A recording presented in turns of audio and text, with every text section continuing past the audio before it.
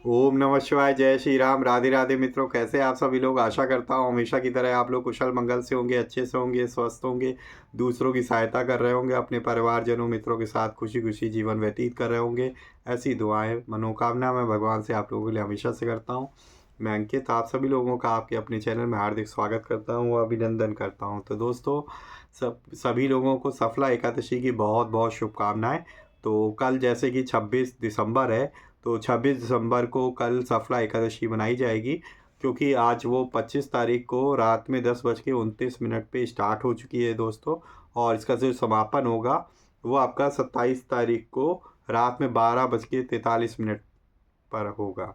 तो इसीलिए हमारे पास जो उदया तिथि होती है उस दिन को ही हमारे पास मनाया जाता है।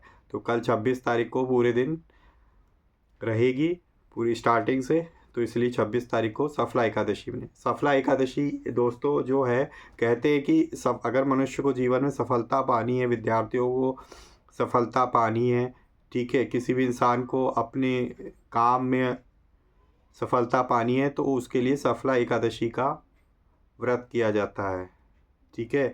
और कहते हैं कि इसी दिन से जो है मोक्ष के दरवाजे खुल जाते हैं।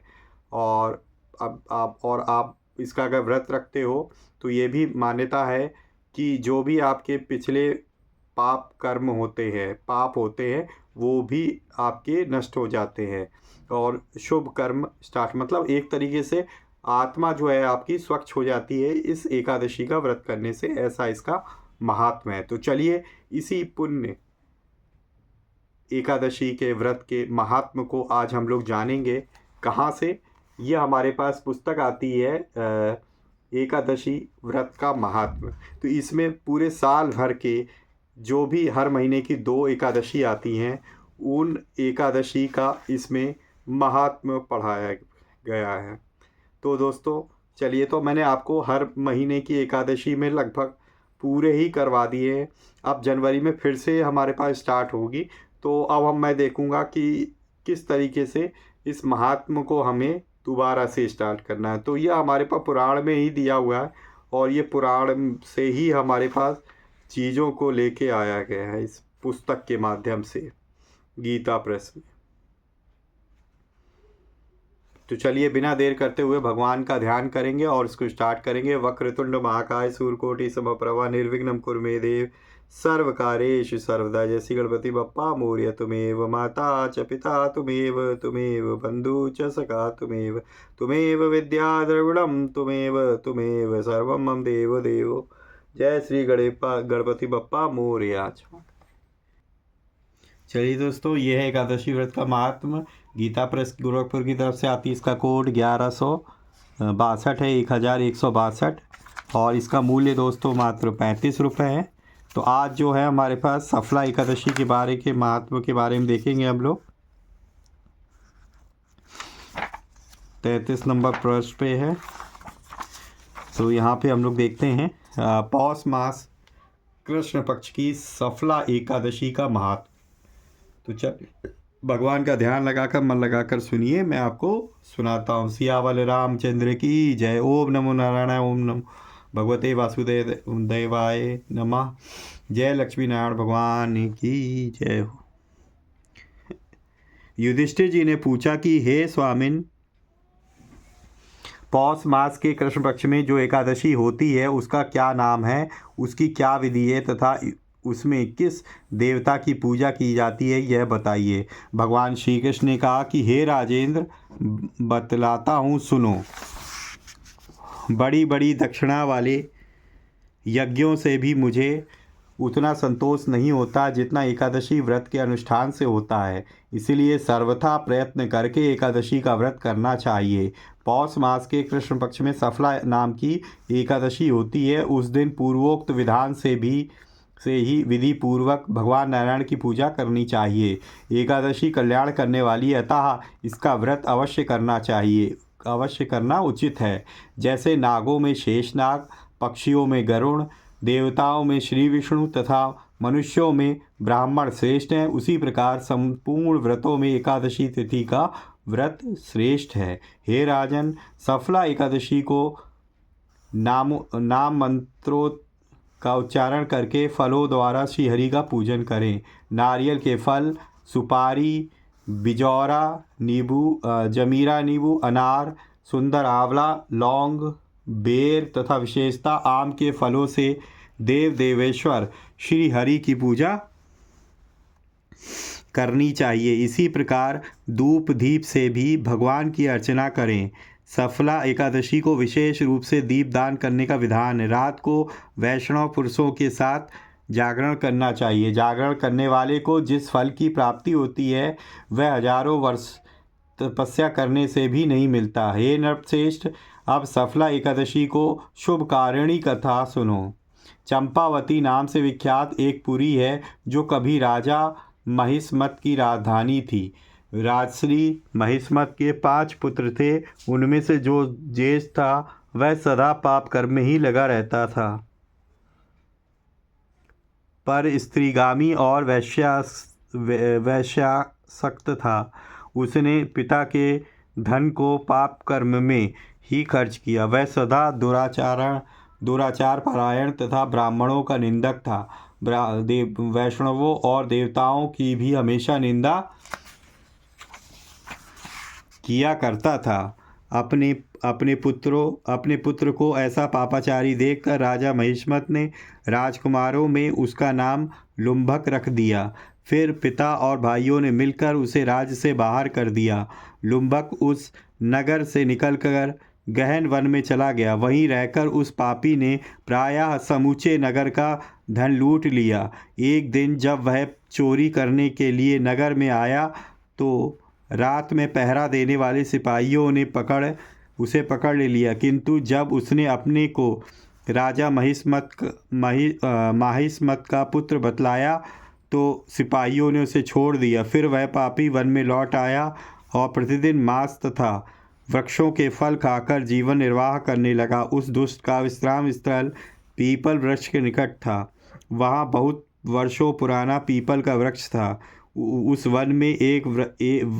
वन में वह वृक्ष एक महान देवता माना जाता था। पाप बुद्धि लुम्भक वहीं निवास करता था।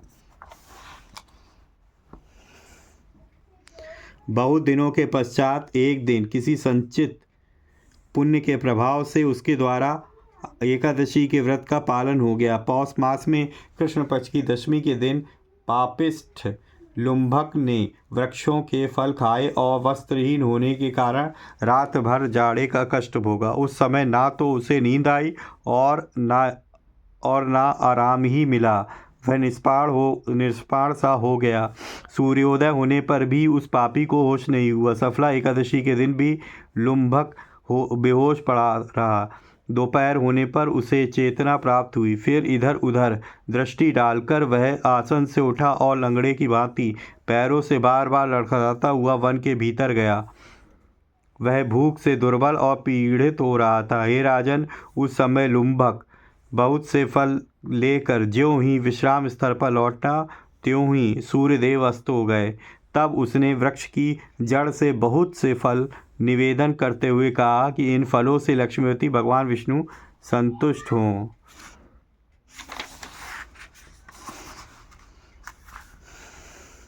यूँ कहकर लुम्भक ने रात भर नींद नहीं ली। इस प्रकार अनायास ही उसने इस व्रत का पालन कर लिया। उस समय सहसा आकाशवाणी हुई, हे राजकुमार, तुम सफला एकादशी के प्रसाद से राज्य और पुत्र प्राप्त करोगे। बहुत अच्छा कहकर उसने वह वरदान स्वीकार कर लिया। इसके बाद उसका दिव्य रूप हो गया। तब से उसकी उत्तम बुद्धि भगवान विष्णु के भजन में लग गई। दिव्य आभूषणों की शोभा से संपन्न होकर उसने अकंटक राज्य प्राप्त किया और 15 वर्षों तक वह उसका संचालन करता रहा। उस समय भगवान श्री कृष्ण की कृपा से उसके मनोज्ञ नामक पुत्र उत्पन्न हुआ। जब वह बड़ा हुआ तब लुम्भक ने तुरंत ही राज्य की ममता छोड़कर उसे पुत्र को सौंप दिया और वह भगवान श्री कृष्ण के समीप चला गया, जहाँ जाकर मनुष्य कभी शोक में नहीं पड़ता। हे राजन, इस प्रकार जो सफला एकादशी का उत्तम व्रत करता है वह इस लोक में सुख भोग कर मरने के पश्चात मोक्ष को प्राप्त होता है।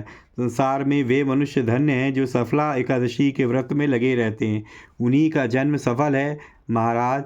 इसकी महिमा को पढ़ने सुनने और तथा उनके अनुसार आचरण करने से मनुष्य राजसूय यज्ञ का फल पाता है। सियावल रामचंद्र की जय। तो ये था दोस्तों हमारे पास पौष मास की कृष्ण पक्ष की सफला एकादशी का महात्म। तो बहुत ही रोचक कहानी थी, कथा थी, आप लोगों को बहुत अच्छी लगी होगी, आशा करता हूँ मैं ऐसी।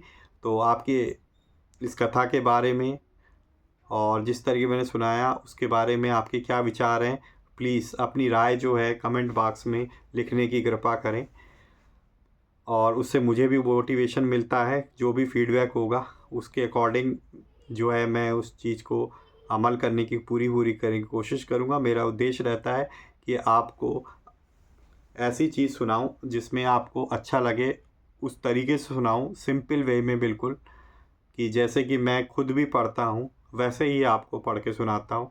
किसी तरीके से ना कोई एडिटिंग होती है, ना कुछ किसी भी तरीके का कुछ भी चीज़ नहीं होती है, सारा रॉ ही होता है। ठीक है दोस्तों, तो अगर आपको वीडियो अच्छी लगी है तो प्लीज़ वीडियो को लाइक करें, कमेंट ज़रूर करें, अपनी राय दें, ठीक है, और अपने परिजनों मित्रों के साथ ज़रूर शेयर करें ताकि वो भी इस तरीके के इन्फॉर्मेटिव वीडियो से कुछ लाभ प्राप्त कर सकें।